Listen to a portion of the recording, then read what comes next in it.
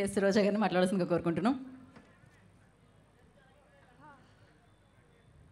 Good evening Bezawada, బాగున్నారా? So Ram Gopal Varma గారి దర్శకత్వంలో దాసరి కిరణ్ గారు నిర్మించిన వ్యూహం సినిమా ప్రీ రిలీజ్ జగగర్జన కార్యక్రమానికి నన్ను పిలిచినందుకు ముందుగా మనస్ఫూర్తిగా కృతజ్ఞతలు తెలియజేసుకుంటున్నాను. ఈరోజు ఈ వ్యూహం సినిమా గురించి మాట్లాడే ముందు దీని వెనకున్న వ్యూహకర్త గురించి కొన్ని మాటలు మాట్లాడాలి. బెజవాడ గడ్డ మీద పుట్టిన బెజవాడ ముద్దుబిడ్డ రామ్ గోపాల్ వర్మ గారు, బెజవాడ నుంచి బాలీవుడ్ వరకు తన పవర్ ఏంటో చూపించిన డైరెక్టర్ మన రామ్ గోపాల్ వర్మ గారు. నాగార్జున గారి నుంచి అమితాబ్ బచ్చన్ వరకు సూపర్ హిట్ మూవీస్ ఇచ్చిన డైరెక్టర్ రామ్ గోపాల్ వర్మ గారు. శివ సినిమా నుంచి కంపెనీ సినిమా వరకు ఇటు టాలీవుడ్ అటు బాలీవుడ్ ఇండస్ట్రీని షేక్ చేసిన డైరెక్టర్ రామ్ గోపాల్ వర్మ గారు. ఈరోజు తెలుగు ఇండస్ట్రీలో మోస్ట్ పాపులర్ సక్సెస్ఫుల్ డైరెక్టర్స్ అందరూ కూడా ఎవరైతే ఉన్నారో వాళ్ళందరూ కూడా రోల్ మోడల్గా ఇన్స్పిరేషన్గా తీసుకునే వాళ్ళ గురువు రామ్ గోపాల్ వర్మ గారు. ఈ వ్యూహం సినిమాకి డైరెక్షన్ చేయటం చాలా చాలా హ్యాపీగా ఉంది. ఎందుకంటే ఎవరైనా సినిమా తీసి రిలీజ్ చేస్తేనే హిట్ అవుతుంది, కానీ రామ్ గోపాల్ వర్మ గారు సినిమా అనౌన్స్ చేస్తేనే హిట్ అవుతుంది. రామ్ గోపాల్ వర్మ గారు అంటే ఓ సెన్సేషన్ అనేది అందరికీ తెలిసిన విషయం. ఎప్పుడైతే ఈ వ్యూహం సినిమా టైటిల్ని అనౌన్స్ చేశారో సైకిల్ పార్టీకి షేక్ అయిపోయింది. ఆ వ్యూహం సినిమాకి డైరెక్టర్ ఆర్జీవి గారు అని తెలియగానే పచ్చ సైకోలకి తడిసిపోయింది. ఎప్పుడైతే ఈ వ్యూహం టీజర్ వచ్చిందో చంద్రబాబు నాయుడికి చెమటలు పట్టేశాయి. ఎప్పుడైతే వ్యూహం ట్రైలర్ వచ్చిందో లోకేష్ గాడికి వణుకు పుట్టి పరుగులు తీశాడు. అంటే ఈ సినిమా సంథింగ్ స్పెషల్ అవునా కాదా? చంద్రబాబు నాయుడి కుట్రలు కుతంత్రాలకి జగనన్న ఆలోచనలకి మధ్య జరిగిన సంఘర్షణే ఈ వ్యూహం సినిమాని ట్రైలర్ చూస్తే అర్థమవుతుంది. కానీ రామ్ గోపాల్ వర్మ గారు బ్రిలియంట్ డైరెక్టర్ అనేది ఈ ట్రైలర్లో ఒక డైలాగ్ చూస్తేనే అర్థమైపోతుంది.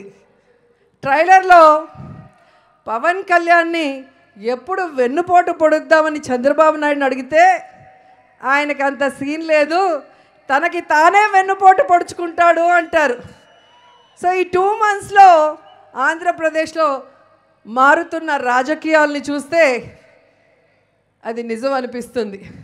ఎందుకు పనికిరాని పప్పు కూడా పవన్ కళ్యాణ్ సీఎం కాలేడు, అతనికి సమర్థత లేదు అని చెప్పాడు. అంటే రాజమండ్రి జైల్లో వెళ్ళి తన ఫ్యాన్స్ని, తన సామాజిక వర్గాన్ని, తన జన సైనికుల్ని చంద్రబాబు నాయుడికి అమ్మేసి తనని తాను వెన్నుపోటు పొడుచుకున్నాడు అనేది ఈరోజు స్పష్టంగా కనిపిస్తున్న నిజం. నిజంగా రామ్ గోపాల్ వర్మ గారిని అభినందించకుండా ఉండలేకపోతున్నాను. ఎందుకంటే ఈ తరానికి, రాబోయే తరానికి కూడా చంద్రబాబు నాయుడు ఎలాంటి వ్యక్తి, ఆయన వెన్నుపోటు రాజకీయాలు, దిగజారుడు రాజకీయాలు, అవకాశవాద రాజకీయాల్ని కళ్ళకు కట్టినట్టుగా ఆనాడు చూస్తే లక్ష్మీ ఎన్టీఆర్ సినిమాలో చూపించారు. ఈరోజు వ్యూహం సినిమాలో కూడా కనిపించబోతోంది. వైఎస్ఆర్ గారిని లేకుండా చేశారు. ఆ తర్వాత వైఎస్ఆర్ గారి కుటుంబాన్ని లేకుండా చేయాలన్న ప్రయత్నం చేశారు. ఆ తర్వాత వైఎస్ఆర్ పార్టీ అనేదే మొగ్గలో తుంచేయాలన్న ప్రయత్నం చేశారు. చంద్రబాబు నాయుడు ఎన్ని కుట్రలు కుతంత్రాలు చేసినా మొక్కువోని ధైర్యంతో, తన కమిట్మెంట్తో జగనన్న తట్టుకొని నిలబడి ఈరోజు రాజన్న పాలనని ఈ రాష్ట్ర ప్రజలకు అందిస్తున్నారు. చంద్రబాబు నాయుడు చేసే కుట్రలకి నీతిమాలిన రాజకీయాలకి చిరునవ్వుతో సమాధానం ఇచ్చి ఈరోజు ఆంధ్రప్రదేశ్ గురించి తెలుసుకున్న వాళ్ళైనా లేదా వైఎస్ఆర్ గారి కుటుంబం గురించి తెలిసిన వాళ్ళైనా తండ్రికి తగ్గ తనయుడు అని జగనన్నని శభాష్ అంటున్నారు. కానీ నేనంటాను, స్వర్గంలో ఉన్న వైఎస్ రాజశేఖర రెడ్డి గారు గర్వపడే విధంగా తండ్రిని మించిన తనయుడు జగనన్న. తండ్రి ఆశయం కోసం, తండ్రి ప్రేమించిన ఈ ప్రజల కోసం తన ప్రాణాలు సైతం పణంగా పెట్టి ప్రతిపక్షాల కుట్రలకి జైలుకైనా వెళ్ళాను కానీ తల దించను, కమిట్ అవ్వను వీళ్ళకి అని ఈ ప్రజల కోసం జగనన్న పోరాడిన విధానాన్ని ఈరోజు రామ్ గోపాల్ వర్మ గారు తెరకెక్కించడం ఈ తరానికే కాదు భవిష్యత్ తరానికి కూడా చంద్రబాబు నాయుడు లాంటి బ్యాడ్ పొలిటీషియన్ గురించి చెప్పే ఒక సజీవ చిత్రంగా ఇది నిలిచిపోతుందని మనస్ఫూర్తిగా నమ్ముతున్నాను. ఈ సినిమా ట్రైలర్ వచ్చినప్పటి నుంచి ఎలాగైనా దీన్ని కోర్టులో ఆపాలి అని చంద్రబాబు నాయుడు లోకేష్ పడుతున్న తపన చూస్తుంటే వాళ్ళకొకటి చెప్పాలనిపిస్తుంది.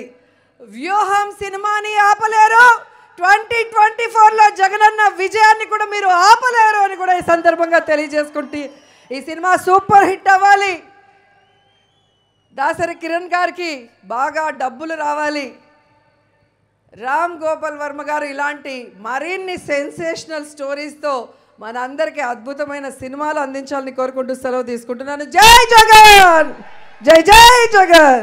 థ్యాంక్ యూ రోజా గారు, థ్యాంక్ యూ సో మచ్.